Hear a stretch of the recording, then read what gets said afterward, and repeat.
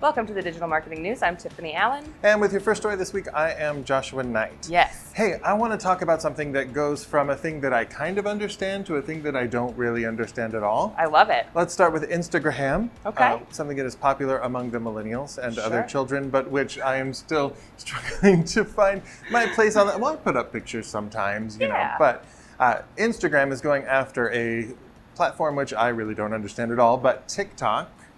TikTok is very popular with the kids these days, and Instagram wants a piece of that action. So in the same way that they paid loving homage to Snapchat and its stories, they are now paying loving homage to TikTok with a new mode called Reels. Ooh. Yeah, as in fishing, as in video Reels, which would make a reference that would make no sense to the demographic they're targeting, because films don't come on film. What? Surely not, no. Anyway, as we might expect, Instagram is picking up on this to try and grab some of TikTok's mojo. They are introducing new editing tools where you can create short videos, which you can share, and of course, remix, Right. as the kids these days like to do.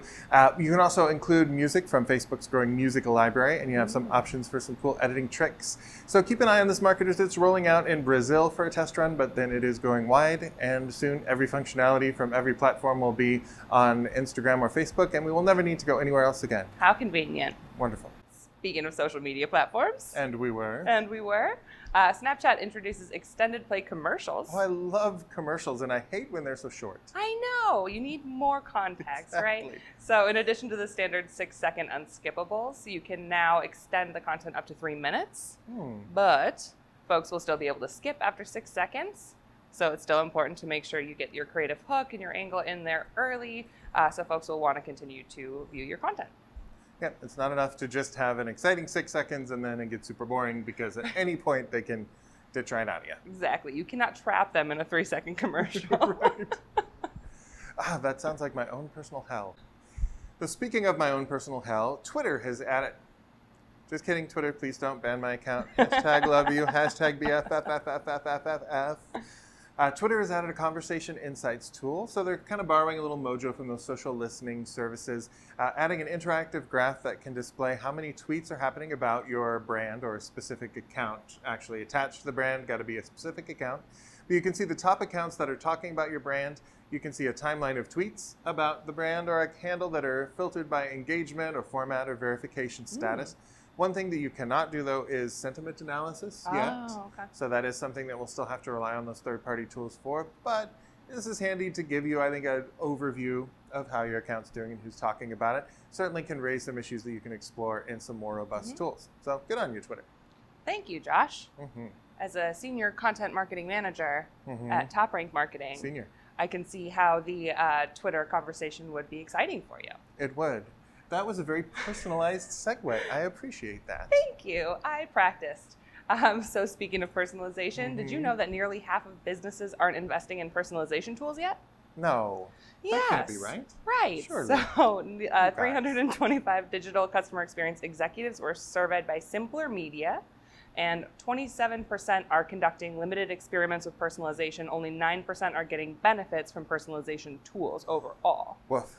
Yeah, so 18% have budget and are evaluating solutions for personalization, but 25% are considering but don't have a budget. So in other words, nothing's happening if you don't have the money. Yeah, exactly. Gotcha. And 21%, this is kind of shocking to me, 21% said personalization is not a priority.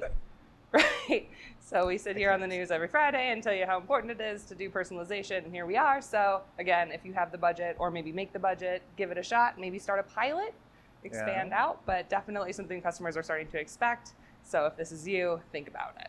Okay, and I'm going to read an alphabetical list of names, and we are going to use marketing automation to put everyone's name personally into this video. So Aaron with 2 A's, make sure that you use marketing personalization. Abigail, please make sure you use marketing personalization. We do have the technology, right, to... I want to say we don't. Okay, well, Aaron and Abigail just got their freaking minds blown, which is great. Hopefully, Aaron and Abigail are Gen Z or Millennials. Oh, sure. Because we know now how Millennials and Gen Zs interact with influencers, and we know that we are clearly influential people of interest. Naturally. But there was a good survey recently. It was 2,000 interviews with 13 to 38-year-olds. So your Millennials and your Gen Zs. And they found that 72% of those folks are following at least some influencers. Sure. Half of all millennials say they trust influencers, which is pretty high. Also, compared to only 38% said they trust celebrities. Wow. Presumably, Keanu Reeves was not included because we all trust him implicitly. Absolutely. Somehow 110% of us do. Yeah. But you know why? Because he's authentic. Yeah. And 88% of folks in this survey said that authenticity is important. That makes sense. Yeah. Did you know that YouTube, where you may be seeing this video now, Oh, yes, me too. is the most popular platform for men to follow influencers, and Instagram is the most popular platform for women to do so. Interesting. Very. 88% of Gen Z and millennials learn about products on social media. All right, so there's definitely a marketer hook there for sure. Absolutely. 50% say social media is where they most often learn about products to buy. Oh, okay. Right? And 56% have purchased a product after seeing a post from someone they follow about that product. Which really explains my Facebook feed. I evidently Exactly. really need shoes and the FabFitFun box. Mine are all the ab workout where you put your phone in a little thing and like do abs. Oh, that sounds cool. Yeah. Clearly I haven't tried it yet, but I plan to very soon. Should we switch streams? Probably. Perfect. Well, that's all the digital marketing news we have for you today. If you want more, of course, you can follow TopRank on Twitter at TopRank or me at Tiffani_Allen.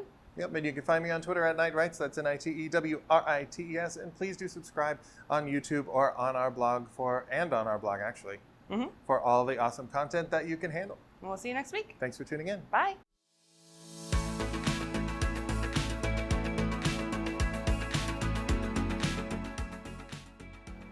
Should we talk about the gorilla? Chimpanzee, sorry, it's a chimpanzee. You're not sure what it is. I'm not sure where it came from.